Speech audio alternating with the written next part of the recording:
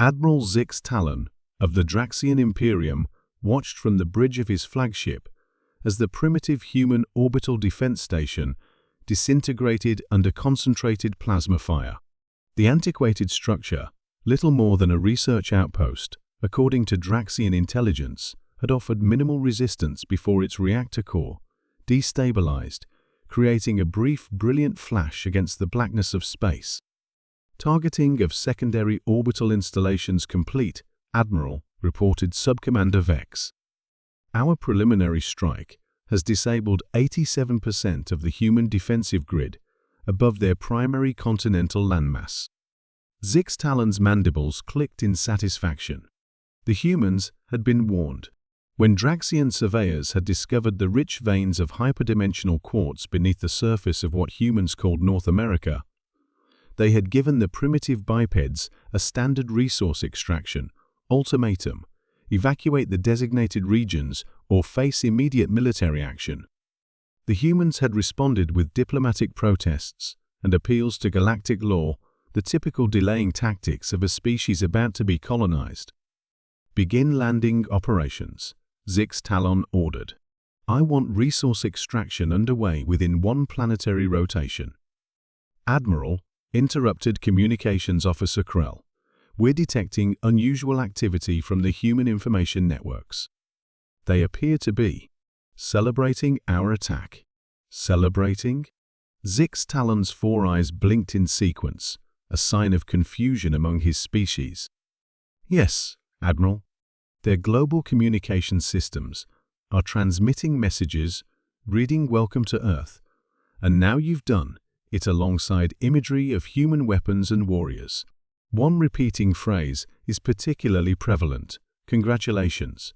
You've just started a war with the wrong species. Zix Talon dismissed the report with a wave of his clawed appendage. Psychological warfare.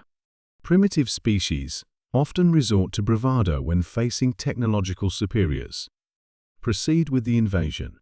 In the hardened bunker beneath what remained of the Pentagon, General Diana Chen watched the real-time holographic display of the alien invasion force. 12 massive dropships were descending through the atmosphere, aimed at strategic locations across the continent. Status of Operation Sleeping Giant? She asked, her voice steady despite the gravity of the situation. Colonel Jackson consulted his neural interface. All units report ready, General. Phase 1 assets are tracking the landing vessels. Phase 2 defensive grids are powered and awaiting your command. Phase 3 response teams are on standby. Diana nodded. The first alien attack had destroyed the International Space Station and several commercial satellites, exactly as the defensive simulations had predicted. What the aliens couldn't know was that the visible orbital infrastructure was merely the facade of Earth's true defensive capabilities. Connect me to all commands, she ordered. When the neural link confirmed a global secure connection, General Chen spoke the words that humanity had prepared for over 70 years, since the first confirmed detection of alien signals had prompted the creation of the secret Exodefense Initiative. This is General Chen. Authentication code Sierra Echo Foxtrot. Execute Operation Sleeping Giant. May God have mercy on them, because we won't. Admiral Zix Talon felt the first tremors of unease when the dropships began reporting landing zone anomalies. What do you mean the targets aren't there? He demanded. Admiral, the human population centers we targeted. They're empty. Completely evacuated. And the resource scans are showing inconsistencies with our preliminary surveys. The hyperdimensional quartz deposits are moving.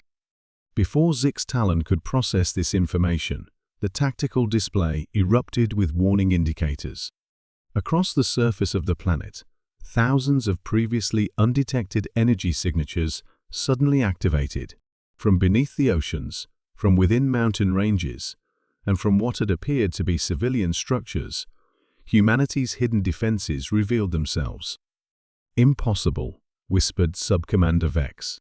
Our intelligence indicated they were at least 3 centuries from achieving quantum shielding technology. The first counterattack came not from the ground, but from deep space. Vessels that had been masquerading as asteroids in the system's outer belt suddenly accelerated toward the Draxian fleet, moving with a speed and precision that belied their rugged, utilitarian appearance. "Admiral," reported the increasingly panicked tactical officer, "the human vessels are utilizing gravitational lensing for targeting. They're achieving 97% accuracy with their kinetic impactors."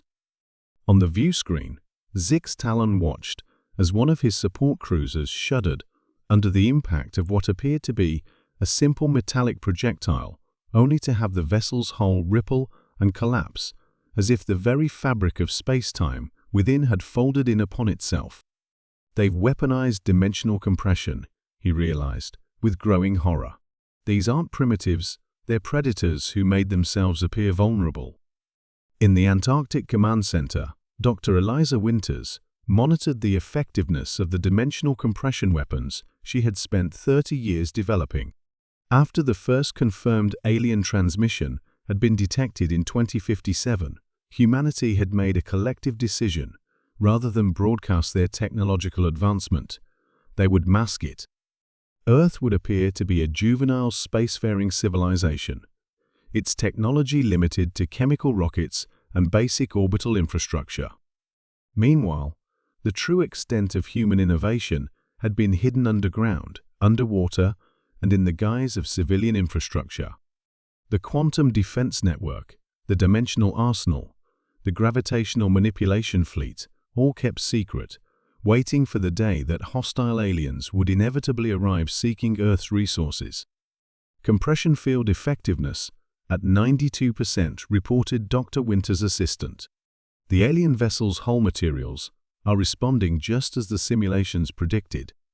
Eliza allowed herself a small, grim smile. "Initiate Phase 2. Admiral Zix Talon was now fighting for the survival of his fleet. 3 of his capital ships had already been destroyed, their matter compressed into hyperdense singularities by the human weapons. The dropships that had made it to the surface were reporting coordinated attacks from previously hidden underground bases. "We must withdraw and reassess," urged Subcommander X. "These humans have been preparing for this encounter for decades. They intentionally presented themselves as vulnerable to draw us in." Before Zix Talon could give the retreat order, the ship's artificial gravity fluctuated wildly. On the tactical display, he watched in disbelief as massive gravitational distortions engulfed his remaining vessels. "They're creating localized space-time distortions," reported the science officer, her voice breaking with fear. "They're not just defending their world, they're herding us." Indeed, the human counterattack wasn't simply driving the Draxian fleet away. It was forcing the surviving ships into a specific formation, trapping them in overlapping gravitational fields that limited their movement options to a single, predetermined escape vector. On the primary communication channel, a human voice spoke for the first time since the invasion began. "This is General Diana Chen of Earth's Unified Defense Command. Your remaining vessels have been placed within a dimensional corridor that will return you to your home system. We could destroy your entire fleet, but we're giving you this one chance to deliver a message to your leaders." The view screen shifted to show a human female in military attire, her expression coldly professional. "The message is simple. Earth is not a primitive world ripe for conquest. We are not helpless, and we are not unprepared.